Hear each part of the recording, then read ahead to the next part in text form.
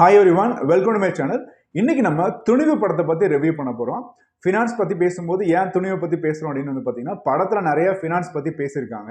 அதனால முதல்ல வந்து இந்த படத்துக்கு வந்து ஒரு நன்றி ஆக்சுவலா. ஏன்னா ஒரு ஃபினான்ஸ் பத்தி பேசும்போது வந்து அதுல பிளஸ் மைனஸ் எல்லாம் பேசும்போது இன்னும் மக்களுக்கு நிறைய விழிப்புணர்வு வந்து கண்டிப்பா கிடைக்கும். அதனால இந்த வீடியோ வந்து ரொம்ப ரொம்ப யூஸ்ஃபுல்லா இருக்கும். ஸோ அதனால கடைசி வரைக்கும் பாருங்க. ஸோ படத்தை பத்தி சொல்லணும் அப்படின்னா ஃபர்ஸ்ட் ஹாஃப் வந்து ரொம்ப த்ரில்லிங்கா எடுத்திருப்பாங்க. ஸ்க்ரீன் பிளே எல்லாம் எக்ஸலண்டா பண்ணியிருப்பாங்க. அஜித்தும் வந்து நல்லா என்ஜாய் பண்ணி என்டர்டைன் பண்ணியிருக்காரு. செகண்ட் ஹாஃப் வந்து பார்த்தீங்கன்னா நிறைய ஃப்ளாஷ்பேக்ஸ் வருது. ஏன் ஒரு பேங்க் வந்து திருடுறாங்க அப்படின்ற வரும்போது நிறைய விஷயங்கள் சொல்றாங்க. அப்போ வந்து படம் கொஞ்சம் ஸ்லோ ஆகுது.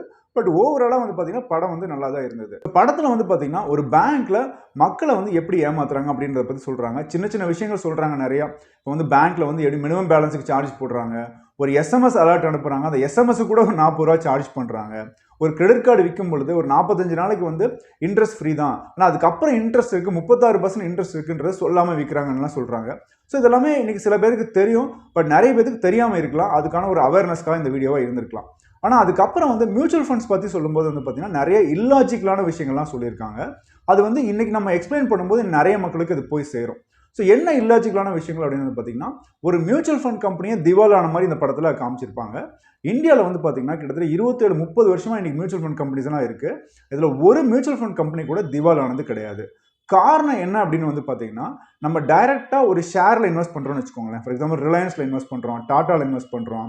அந்த கம்பெனி இன்கேஸ் சரியா பெர்ஃபார்ம் பண்ணலன்னு வச்சுக்கோங்களேன், இல்லை அந்த கம்பெனிலேயே ஏதாவது ஊழல் நடக்குது அப்படின்னா அந்த கம்பெனியில் இன்வெஸ்ட் பண்ற முதலீட்டாளர்களுக்கு கண்டிப்பாக நஷ்டம் ஏற்படும். ஆனால் மியூச்சுவல் ஃபண்ட் கம்பெனி வந்து அந்த ரிஸ்க்கை ரெடியூஸ் பண்ணுற வேலையை பார்க்குறாங்க.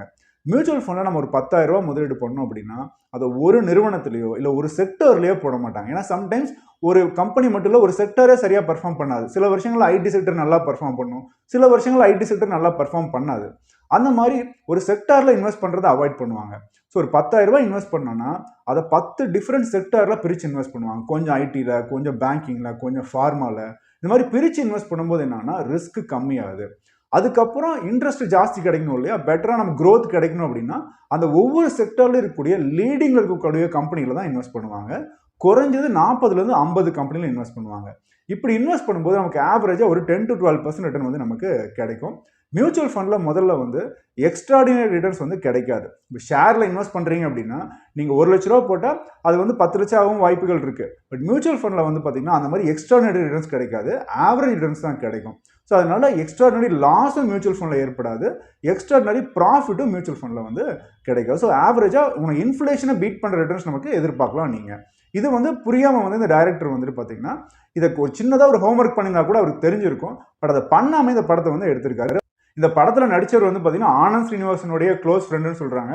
அப்படி இருந்துமே கூட இப்படி ஒரு பெரிய மிஸ்டேக்ஸ் வந்து பண்ணியிருக்காங்க. ஸோ மியூச்சுவல் ஃபண்ட் கம்பெனி வந்து தொடங்கப்பட்டதுக்கு காரணமே என்னென்னு வந்து பார்த்தீங்கன்னா பொதுவாக மக்கள் வந்து டைரெக்டாக ஷேரில் இன்வெஸ்ட் பண்ணும்போது நிறைய நஷ்டங்கள் ஏற்படுது. அந்த ரிஸ்க்கை வந்து ரெடியூஸ் பண்ணுறதுக்காக தான் மியூச்சுவல் ஃபண்ட் கம்பெனியை முதல்ல துவங்கப்பட்டது. நீங்கள் ஷேரில் இன்வெஸ்ட் பண்ணி ஒரு வருஷத்தில் பணத்தை தொலைச்சவங்க இருக்காங்க. ஆனால் மியூச்சுவல் ஃபண்டில் இன்வெஸ்ட் பண்ணி ஒரு 5 வருஷம் தொடர்ந்து இன்வெஸ்ட் பண்ணியிருந்தாங்கன்னா கேபிட்டல் லாஸ் ஆகிடுச்சுன்னு நீங்கள் ஒருத்தரை கூட காமிக்க முடியாது.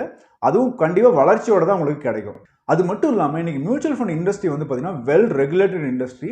இந்த படத்தில் என்ன சொல்லியிருந்தாங்க அப்படின்னு வந்து பார்த்தீங்கன்னா ஒரு கம்பெனியோடைய சேர்மன் இருக்காரு, பேங்கோட சேர்மன் இருக்காரு, அவர் 10 பினாமி கம்பெனியை ரன் பண்ணுறதாகவும் அந்த 10 கம்பெனிகள்லேயே தான் இந்த மியூச்சுவல் ஃபண்ட் கம்பெனி இன்வெஸ்ட் பண்ணதாகவும் காமிச்சிருப்பாங்க. பினாமி கம்பெனிங்கிறது என்ன அப்படின்னு வந்து பார்த்தீங்கன்னா ஷெல் கம்பெனிஸ்னு சொல்லுவாங்க. அந்த கம்பெனிக்கு ப்ராப்பராக ஆஃபீஸ் எல்லாமே எதுவுமே இருக்காது, ஜஸ்ட் பேருக்கு ரெஜிஸ்டர் மட்டும் தான் பண்ணியிருப்பாங்க. அந்த மாதிரி நிறுவனங்களில் மியூச்சுவல் ஃபண்ட்ஸ் இன்வெஸ்ட் பண்ணுவாங்களான்னு கேட்டிங்கன்னா கண்டிப்பாக இன்வெஸ்ட் பண்ண மாட்டாங்க. மியூச்சுவல் ஃபண்ட்ஸில் large cap, mid cap, small கேப்னு 3 கேட்டகரி தான் மெயினாக இருக்குது. லார்ஜ் கேப்ன்றது முதல் 100 நிறுவனம், மிட் கேப்ன்றது அடுத்த 150 நிறுவனம், ஸ்மால் கேப்ன்றது அடுத்த 250 நிறுவனம். ஸோ டாப் 500 கம்பெனிஸில் தான் மியூச்சுவல் ஃபண்டில் இன்வெஸ்ட் பண்ணுவாங்க. மொத்தமாக இன்னைக்கு ஸ்டாக் எக்ஸ்சேஞ்சில் எவ்வளோ கம்பெனி லிஸ்ட் ஆகிருக்குன்னு வந்து பார்த்தீங்கன்னா 6800 கம்பெனி லிஸ்ட் ஆகிருக்கு. ஸோ அந்த 6800 கம்பெனியில் டாப் 500 கம்பெனிஸில் மட்டும்தான் இன்வெஸ்ட் பண்ணுவாங்க. அப்படி இன்வெஸ்ட் பண்ணுறதுனால இந்த மாதிரி மிஸ்டேக்ஸ் எல்லாம் நடக்காது. இந்த படத்தில் சொன்ன மாதிரி மிஸ்டேக்ஸ் கண்டிப்பாக நடக்காது. அது மட்டும் இல்லாமல் மியூச்சுவல் ஃபண்ட்ஸை பொறுத்த வரைக்கும் ஸ்ட்ரிக்டான கைட்லைன்ஸ் வந்து செபி வச்சிருக்காங்க. செபின்றது securities exchange board of India. அவங்க சொல்கிற ப்ராசஸ் படி தான் ஒவ்வொரு மியூச்சுவல் ஃபண்ட் கம்பெனியும் ஒரு ஸ்டாக்ல இன்வெஸ்ட் பண்ணணும். இன்னைக்கு அவங்க என்ன சொல்லுவாங்க அப்படின்னா ஒரு கம்பெனி வந்து பார்த்தீங்கன்னா ஒரு குரூப்பில் வந்து 25% மேலே இன்வெஸ்ட் பண்ண முடியாது. அதே போக ஒரு கம்பெனியில் 10% மேலே இன்வெஸ்ட்டும் பண்ண முடியாது. ஸோ அப்படி இருக்கும்போது இந்த படத்தில் சொல்கிற மாதிரி வெறும் 10 கம்பெனியில் மட்டும் இன்வெஸ்ட் பண்ண வாய்ப்பே இல்லை. குறைஞ்சது 40லேருந்து 50 கம்பெனி வரைக்கும் கண்டிப்பாக பிரித்து தான் மியூச்சுவல் ஃபண்டில் இன்வெஸ்ட் பண்ணுறாங்க.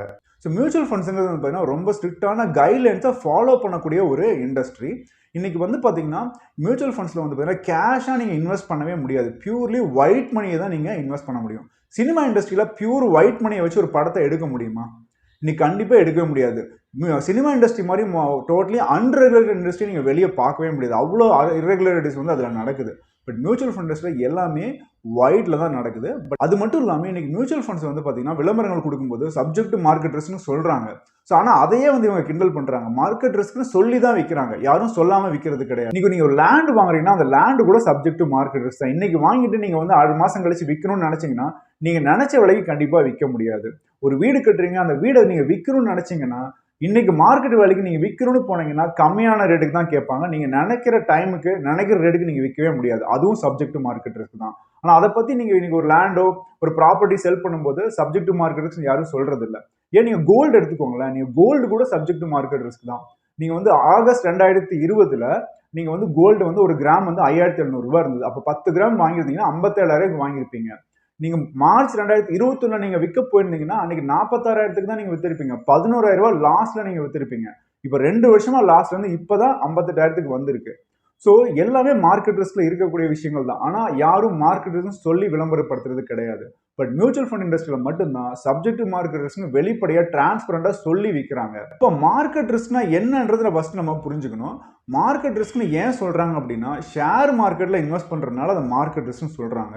பட் மியூச்சுவல் ஃபண்ட்ல இன்வெஸ்ட் பண்ணும்பொழுது ஷேர் மார்க்கெட்ல இருக்க ரிஸ்க்கை ரெடியூஸ் பண்றது தான் ஒரு மியூச்சுவல் ஃபண்டுடைய வேலை. ஸோ டைவர்சிஃபைடா இன்வெஸ்ட் பண்றதுனால அந்த ரிஸ்க் வந்து கம்மி பண்றாங்க. நமக்கு ஆவரேஜா நல்ல ரிட்டர்ன்ஸ் நமக்கு கிடைக்கிறதுக்கு ஹெல்ப் பண்ற ஒரு இண்டஸ்ட்ரி தான் மியூச்சுவல் ஃபண்ட் இண்டஸ்ட்ரி. நீங்க தொடர்ந்து ஒரு 5 வருஷம் 10 வருஷம் 15 வருஷம் இன்வெஸ்ட் பண்ண யாருக்குமே வந்து பாத்தீங்கன்னா நஷ்டம் ஏற்பட்டிருக்காது. நான் ஆல்ரெடி நிறைய இதை பத்தி வீடியோஸ் எல்லாம் போட்டிருக்கேன். நீங்க வந்து ஒரு 2020 மார்ச்ல உங்களுக்கு கொரோனா டைம்ல வந்து பாத்தீங்கன்னா ஸ்டாக் மார்க்கெட் 30% ஃபால் ஆச்சு. ஸோ 30% ஃபால் ஆயிருந்து அப்படின்னா அப்போ அன்னைக்கு நிறைய பேருக்கு நஷ்டம் ஏற்பட்டிருக்கணும் இல்லையா? அப்போ நான் ஒரு டேட்டா எடுத்திருந்தேன். அந்த டேட்டா படி வந்து பாத்தீங்கன்னா 15 வருஷத்துக்கு முன்னாடி ஒருத்தர் இன்வெஸ்ட் பண்ணியிருக்காங்க. 15 வருஷம் கழிச்சு கொரோனா வரும்போது அவருக்கு பணம் தேவைப்படுது. அப்போ கொரோனா வந்து மார்க்கெட்டும் டவுன் ஆயிடுச்சு. அந்த டைம்ல வித்ட்ரா பண்ணியிருந்தா கூட 10% மேல அவர் ரிட்டர்ன்ஸ் கிடைச்சிருக்குன்ற வீடியோ நான் போட்டிருக்கேன். அதனுடைய லிங்க் டிஸ்கிரிப்ஷன்ல இருக்கு. அதை பார்த்தீங்கன்னா இன்னும் பெட்டர் ஐடியா கிடைக்கும். ஸ்டாக் மார்க்கெட் 8 தடவை ஃபால் ஆயிருந்திருக்கு, கிராஷ் ஆயிருந்திருக்கு. அந்த கிராஷ் ஆனதுக்கு அப்புறம் எவ்வளவு ஃபாஸ்டா மார்க்கெட் க்ரோ ஆச்சு, எப்படிலாம் மக்களுக்கு நஷ்டம் ஏற்பட்டிருந்தாலும் ஷார்ட் டேர்ம்ல எப்படி ப்ராஃபிட் வந்தது அப்படின்றத பத்தின டீட்டெயிலாக நான் வீடியோவில் நான் போட்டிருக்கேன். ஸோ அதை பற்றி பாருங்க, தெரிஞ்சுக்கோங்க. இந்த மாதிரி படங்கள் வரும்போது ஒன்று நமக்கு வந்து புதுசாக இன்வெஸ்ட் பண்ணவங்களுக்கு ஒரு பயம் இருக்கும். பட் ஒரு 5 இயர்ஸ்க்கு மேலே இன்வெஸ்ட் பண்ணவங்களுக்கு யாருக்குமே அந்த பயம் இருக்காது. ஏன்னா அவங்க கண் கூட அவங்க இன்வெஸ்ட் பண்ணி ரிட்டர்ன்ஸ் அவங்க பார்த்துருப்பாங்க. அதனால அவங்க யாரும் கவலைப்பட மாட்டாங்க. புதுசாக இன்வெஸ்ட் பண்ண வர்றவங்களுக்கு தான் இந்த பயம் இருக்கும். ஸோ பட் இந்த மாதிரி படங்கள் வர்றது உண்மையிலே நல்ல விஷயங்கள். ஏன்னா மியூச்சுவல் ஃபண்ட்ஸ் பற்றி தெரியாதவங்களுக்கு கூட இப்போ தெரிஞ்சிருக்கும். இன்னும் நிறைய பேர் இதை பற்றி தெரிஞ்சுக்கிட்டு இன்வெஸ்ட் பண்ண வருவாங்க. இன்வெஸ்ட் பண்ணாமல் இருக்கிறவங்க அஃப்கோர்ஸ் இருந்துட்டு தான் இருப்பாங்க. ஏன்னா நம்பிக்கை இல்லாத விஷயங்கள் மேலே சில பேர் பண்ண மாட்டாங்க. அவங்கள யாரும் நம்ம குறை சொல்ல முடியாது. ஸோ யாருக்கு நம்பிக்கை இருக்கோ அவங்க கண்டிப்பாக இன்வெஸ்ட் பண்ணுவாங்க. ஆனால் இன்வெஸ்ட் பண்ணுறது ஏன் இன்வெஸ்ட் பண்ணுன்றதை நீங்கள் தெரிஞ்சுக்கணும்.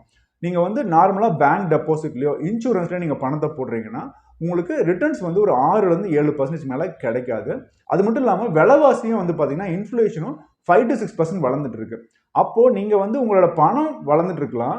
ஆனா இன்ஃப்ளேஷன் வளர்றதுனால அந்த பணம் ஒரு 10 வருஷம் 15 வருஷம் கழிச்சு பணம் வளர்ந்திருந்தாலும் உங்களுக்கு உபயோகப்படாது. இதே மியூச்சுவல் ஃபண்ட்ஸ் மாதிரி இன்ஸ்ட்ருமெண்ட்ல இன்வெஸ்ட் பண்ணீங்கன்னா ஒரு 10லேருந்து 12% உங்களுக்கு ரிட்டர்ன்ஸ் கிடைக்கும் பொழுது உங்களுக்கு இன்ஃப்ளேஷனை டபுள் டைம்ஸ் 2 டைம்ஸ் பீட் பண்ணி உங்களுக்கு அந்த பணம் ஃபியூச்சர்ல யூஸ் பண்ற மாதிரி இருக்கும். உங்களுக்கு அந்த பணம் உங்களுக்கு போதுமான அளவா இருக்கும்.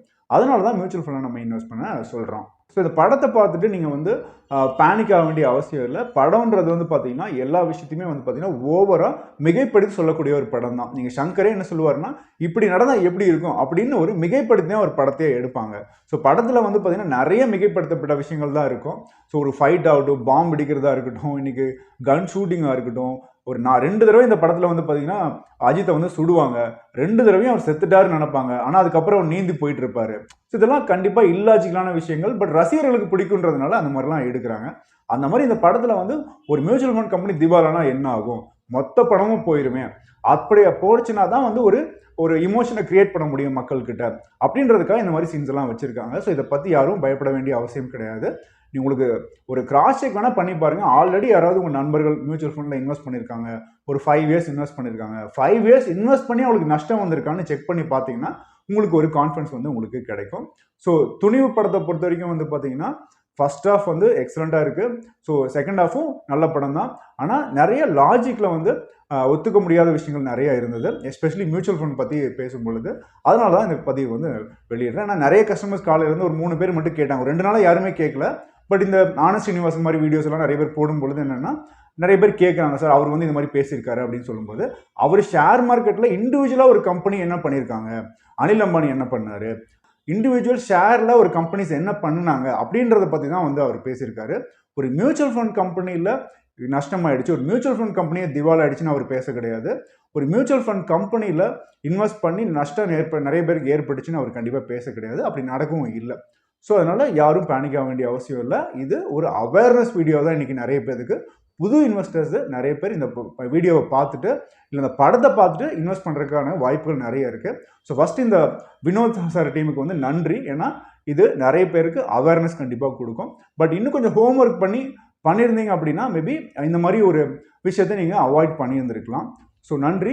இந்த வீடியோ உங்களுக்கு பிடிச்சிருக்குன்னு நினைக்கிறேன். பிடிச்சினா ப்ளீஸ் லைக் பண்ணுங்கள், ஃப்ரெண்ட்ஸுக்கு ஷேர் பண்ணுங்கள். ஏன்னா நிறைய பேருக்கு இது யூஸ்ஃபுல்லாக இருக்கும். ஸோ இந்த சேனலுக்கு இன்னும் சப்ஸ்கிரைப் பண்ணாங்க, ப்ளீஸ் சப்ஸ்கிரைப்னா கீழே இருக்க பெல் ஐக்கனையும் ஆல் பட்டனையும் கிளிக் பண்ணுங்கள். அப்போ தான் நாங்கள் எப்போ வீடியோ அப்லோட் பண்ணாலும் நோட்டிஃபிகேஷன்ஸ் வரும்.